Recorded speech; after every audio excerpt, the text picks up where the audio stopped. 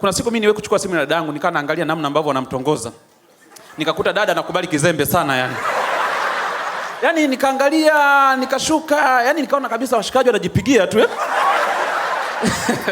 Sasa nikasema huyu mpumbavu nilichokifanya nikasajili line mpya.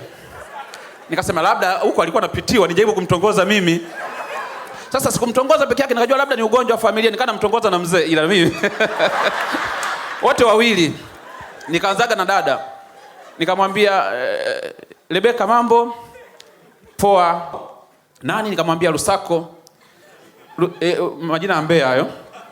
Kaniambia okay, niambie Lusako. Nikasema poa mzima. Nikasema huyu ameanza kukubali tayari, mzembe huyu. Sasa mimi na chat naye, niko hapo namwangalia hapo sebleni. Mwambia poa, anasema tunaweza kuonana Jumamosi. Akasema hapana, nasafiri naenda South Africa. Nilicheka pale sebleni. Mpaka yeye mwenyewe alishtuka. Akasema wewe unacheka nini? Akasema kuna watu waongo. Nikashangaa mwenyewe ananijibu hata mimi mwenyewe sipendi sana uongo. Watu naona ananidanganya hapo hapo. Nikajua labda hii tatizo lilianzia kwa wazazi. Nikaanza na mzee siku moja.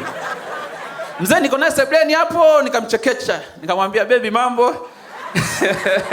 Nikashangaa mzee anatabasamu, anatoka nje, mpumbavu yule.